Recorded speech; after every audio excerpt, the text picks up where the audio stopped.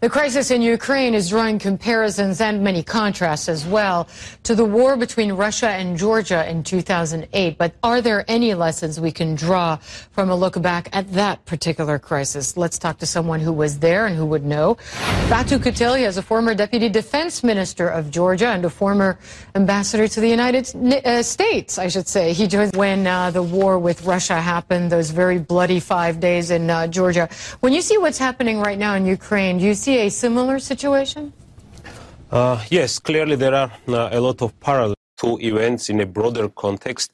There are a long tail of events that preceded the war in Georgia and the Ukrainian crisis as well, an invasion in Ukraine. Mm-hmm. And these are the different methods of the pressure that Russia and Putin's regime resorted on exercising on this sovereign country neighbor, like using economic embargo, using energy embargo, and eventually then resorting to the military force. So what do you think will happen in Ukraine, and how would it be different from what happened in Georgia in 2008? Do you think that Russia will consolidate its control or its grip on Crimea, that it will be a fait accompli eventually?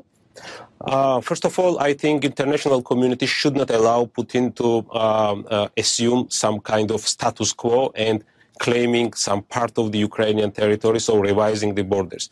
What happened in Georgia after 2008 war, notwithstanding that Russia still occupies two major parts of my country, is that Georgia continued as a state. Georgia continued and its economy is developing successfully. Georgia didn't change its foreign policy orientation, still plans to become a NATO member country. And all this was possible because of the extension of economic assistance from the US and European partners, and also political backup of the security and foreign policy choice of Georgian nation, where majority supports Georgia's NATO integration. I think the same two major pillars should be used in case of Ukraine. First of all, the economic assistance. And we heard that from Secretary Kerry, I was going to say, in Kiev, saying extending economic assistance to the transitional government there in Kiev. Yes, economic assistance is important twofold. First of all, actually, it's important for the economy and for the Ukrainian people.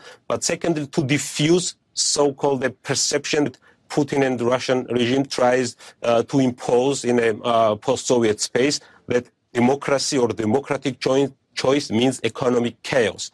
And therefore, they need to have some kind of a strongman who rules really fast. So this economic assistance will have a twofold effect and will be one of the major pillars to help Ukraine to navigate where people is desiring to head to. And the second important, besides economy, is a security element. And here I think there is NATO option, which cannot be substituted by no other organization. And integration of Ukraine into NATO?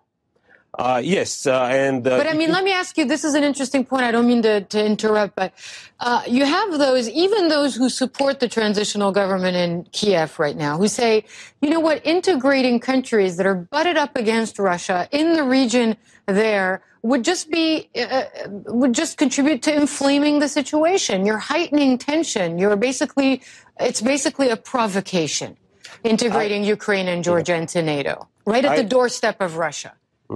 I think I have to disagree with this type of judgments, and just the opposite. Georgian and Ukrainian integration into NATO will diffuse the tensions.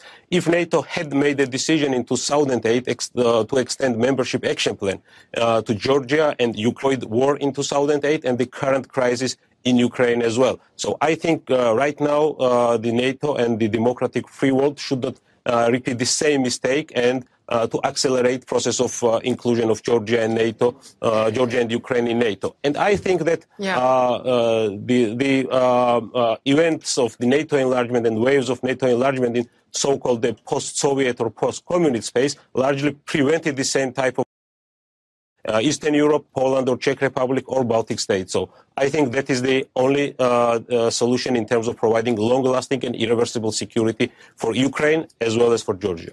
Batu Kutelia, the former Deputy Defense Minister for Georgia, joining us from Washington. Thanks very much. Thank you very much.